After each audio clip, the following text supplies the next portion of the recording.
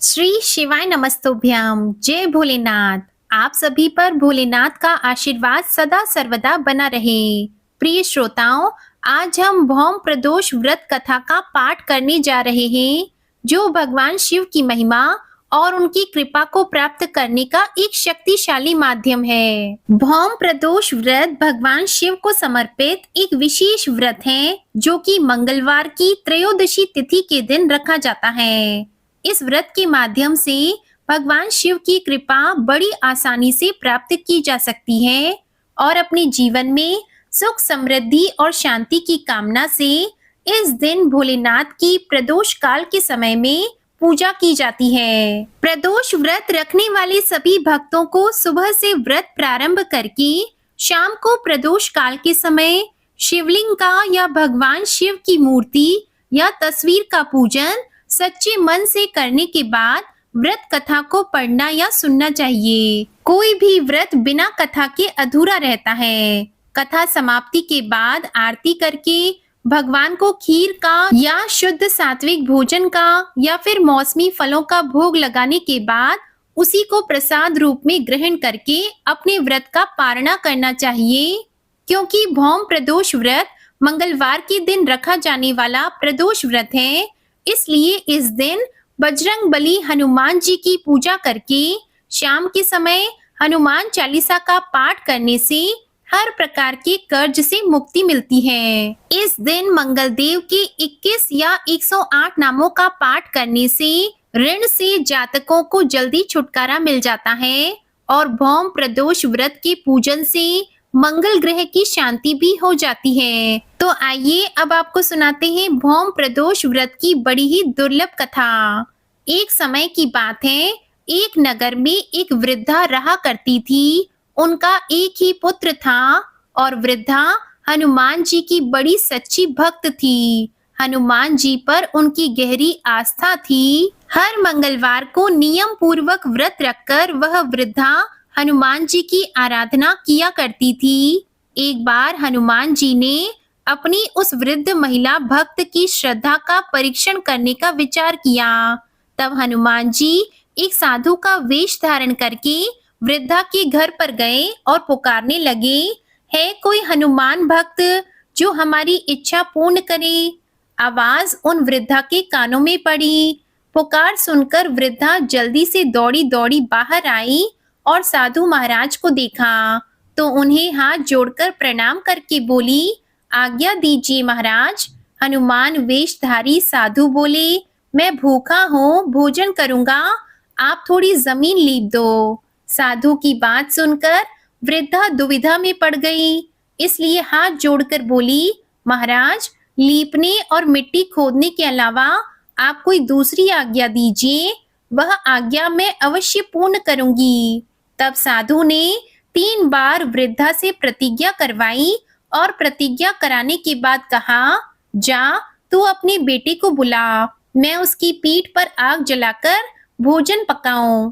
साधु की बात सुनते ही वृद्धा तो घबरा गई, परंतु वह प्रतिज्ञा कर चुकी थी, इसलिए वह नियमबद्ध थी। अब उसने अपने पुत्र को बुलाया और साधु महाराज को सौंप दिया। वेशधारी साधु हनुमान जी ने वृद्धा के हाथों से ही उसके पुत्र को पेट के बल लिटा दिया और उसकी पीठ पर आग जलवाई। आग जलती देखकर वह वृद्धा बड़ी दुखी मन से अपने घर के भीतर चली गई। इधर भोजन बनाकर साधु ने वृद्धा को बुलाकर कहा, आइए माता जी, भोजन बन गया है, अपने पुत्र को भी पुकारो ताकि वह भी आकर भोग लगा ले। साधु महाराज की बात सुनकर दुखी वृद्धा, जो मन ही मन हनुमान जी को याद कर रही थी, वह कहने लगी कि हे साधु महाराज, मेरे पुत्र का नाम लेकर आप मुझे और कष्ट मत दीजिए। अभी अभी तो आपने मेरे पुत्र की पीठ पर आग जलाकर भोजन बनाया है। लेकिन साधु महाराज नहीं माने और वृद्धा से बार बार अपने पुत्र को आवाज लगाने की बात कहते रहे। तब वृद्धा ने साधु महाराज की बात मानकर अपने पुत्र को आवाज लगाई। तब देखते ही देखते वृद्धा का वह पुत्र, जो घर के बाहर ही खेल रहा था, माँ की आवाज सुनकर दौड़ा दौड़ा अपनी माँ के पास आ गया। अपने पुत्र को जीवित देखकर वृद्धा को बड़ा आश्चर्य हुआ और यह सब चमत्कार देखकर वह साधु महाराज के चरणों में गिर पड़ी। तब हनुमान जी अपने वास्तविक रूप में प्रकट हुए और वृद्धा को भक्ति का आशीर्वाद दिया। बजरंगबली हनुमान जी की कृपा से वृद्धा को उनका पुत्र वापस मिल गया और वृद्धा के जीवन में जो भी दुख थे वह सब बजरंगबली की कृपा से दूर हो गए। हे हनुमान जी महाराज, जैसे आपने उस वृद्ध महिला का कल्याण किया वैसे ही सभी भक्तों का कल्याण करना। प्रेम से बोलिए बजरंगबली हनुमान जी की जय, भोलेनाथ जी की जय। प्रिय भक्तजनों, अब आप सुनिए भगवान शिव जी की दूसरी कथा। एक समय की बात है, किसी जंगल में एक चिड़िया पेड़ पर रहा करती थी। जंगल बिल्कुल सूखा हुआ था, ना घास, ना पेड़, ना फूल, ना फल। जिस वृक्ष पर चिड़िया रहती थी उस पर भी सिर्फ सूखी टहनियां ही थी। चिड़िया वहीं रहकर हर समय शंकर भगवान का जाप और गुणगान किया करती थी। एक बार नारद जी जंगल से होकर जा रहे थे। चिड़िया ने देख लिया, तुरंत आकर बोली, नारद जी आप कहाँ जा रहे हैं? नारद जी ने कहा, भोलेनाथ के पास जा रहा हूँ। तब चिड़िया ने कहा, भगवान भोलेनाथ मेरा बड़ा ध्यान रखते हैं। हे नारद जी, मेरे सूखे जंगल के बारे में उन्हें पता नहीं है शायद। कृपया आप उनसे कह दीजिएगा कि मेरे जंगल को हरा भरा कर दें। प्रिय भक्तों, अब देखिए नारद जी शिव जी के पास जाकर चिड़िया के जंगल की बात की। नारद जी के बात को सुनकर भोलेनाथ ने कहा, हे नारद, मैं इसमें कुछ नहीं कर सकता। चिड़िया के भाग्य में 7 जन्म तक ऐसे ही सूखे जंगल में रहना लिखा है। नारद जी कुछ नहीं बोले। अब देखिए कुछ समय बाद नारद जी फिर से वहां से निकले तो देखा जंगल बिल्कुल बदला हुआ था। जंगल हरा भरा, हरी हरी घास, फल फूल लदे हुए थे। चिड़िया का पेड़ फूलों और फलों से लदा हुआ था। चिड़िया भी प्रेम मग्न होकर पेड़ पर नाच रही थी। तब नारद जी ने सोचा, शंकर जी ने मुझसे झूठ क्यों बोला? नारद जी फिर से भोलेनाथ के पास गए और भोलेनाथ जी से जंगल के हरे भरे तथा चिड़िया के बारे में पूछा। तो शिव जी मुस्कुराते हुए बोले कि नारद, मैंने चिड़िया को कभी कुछ नहीं दिया, फिर भी मेरा गुणगान करती रहती है। इतने कष्ट में, इतने बड़े जंगल में, सूखे हुए पेड़ पर रहती थी, फिर भी मुझसे उसने कभी शिकायत नहीं की। उसकी भक्ति, विश्वास और प्रेम की वजह से मुझे 7 जन्म काटकर सब चिड़िया को देना पड़ा। प्रिय भक्तों, ऐसे दयालु हैं हमारे महादेव भोलेनाथ। जय हो शिव शंभू। प्रिय भक्तों, जैसे कठिन परिस्थिति में चिड़िया ने धैर्य नहीं खोया, भोलेनाथ का स्मरण करती रही, वैसे ही इस कलयुग में हमें भी अपने दुखों से भयभीत नहीं होना चाहिए। भगवान पर विश्वास रखकर उनकी भक्ति और श्रद्धा पूर्वक उनकी आराधना करना चाहिए। हमेशा सत्य वचन बोलना और किसी भी जीव को दुख नहीं देना चाहिए। भगवान शिव शंकर सभी भक्तों का कल्याण अवश्य ही करेंगे। वह कहते हैं ना, भगवान के घर देर है अंधेर नहीं। एक बार प्रेम से बोलिए, जय शिव शंकर, जय हो भोलेनाथ। ओम नमः शिवाय। प्रिय भक्तजनों, अब आप श्रवण करेंगे बैजनाथ महादेव जी की कथा। बैजनाथ कथा के अनुसार एक बार भगवान शिव को प्रसन्न करने के लिए और अपना मनोवांछित वर पाने के लिए रावण भगवान शिव जी की तपस्या करने लगा। बहुत वर्षों तक तपस्या करने के पश्चात भी जब भगवान शिव प्रसन्न नहीं हुए, तब रावण अपना सिर काटकर भगवान शिव जी को चढ़ाने लगा। जब भी वह अपना एक सिर काटकर चढ़ाता, फिर उसके पास दूसरा सिर आ जाता। क्योंकि रावण के पास 10 सिर थे, 10वां सिर काटकर जब वह चढ़ाने लगा, उसी समय भगवान शिव रावण के सामने प्रकट हो गए। शिव जी ने रावण से कहा कि अपना मनोवांछित वर मांगो। तब रावण ने भगवान शिव से कहा, हे प्रभु, यदि आप मुझ पर प्रसन्न हैं, तो फिर आप हमारे साथ हमारे लंका नगरी में निवास कीजिए। रावण की बात सुनकर भगवान शिव ने कहा, हे रावण, हे लंकेश, मैं तो तुम्हारे साथ नहीं चल सकता, लेकिन मैं तुम्हें अपना शिवलिंग देता हूँ। इसे तुम अपनी लंका नगरी में स्थापित कर दो। जब तक यह शिवलिंग तुम्हारी लंका नगरी में होगा, तब तक तुम्हारी लंका नगरी पर कोई आंच नहीं आएगी। परंतु एक बात का ध्यान रखना कि यदि एक बार यह शिवलिंग धरती को स्पर्श कर लिया, वहीं पर स्थापित हो जाएगा। रावण को शिवलिंग सौंपकर शिवजी अपने धाम कैलाश पर्वत को चले गए। प्रिय भक्तों, इस बात से सभी देवी देवता परेशान हो गए। यदि सुरक्षित शिवलिंग लंका पहुंच गया, तब रावण का अंत कैसे होगा? इस समस्या को लेकर सारे देवता भगवान श्री विष्णु के पास गए। वहां देवराज इंद्र ने विष्णु जी को अपनी समस्या सुनाई। तब भगवान विष्णु ने एक उपाय निकाला।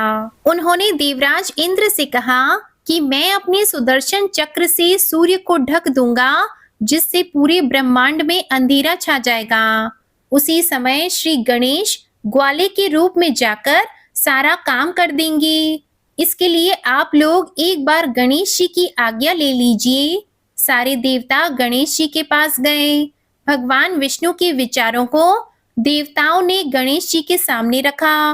तब गणेश जी ने देवताओं को आश्वासन दिया कि इस कार्य में वो देवताओं की पूरी मदद करेंगे। प्रिय भक्तों, अब देखिए, इधर रावण अपने पुष्पक विमान में अपनी लंका नगरी को लौट रहा था। वह बहुत ही प्रसन्न था।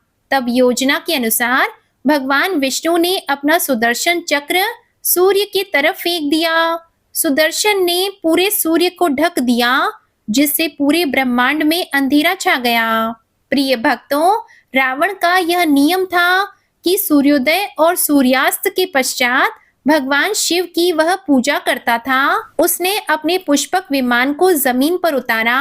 फिर वह सोचने लगा कि वह शिवलिंग को कहां पर रखे। उसी समय गणेश जी एक ग्वाले के रूप में वहां आ पहुंचे।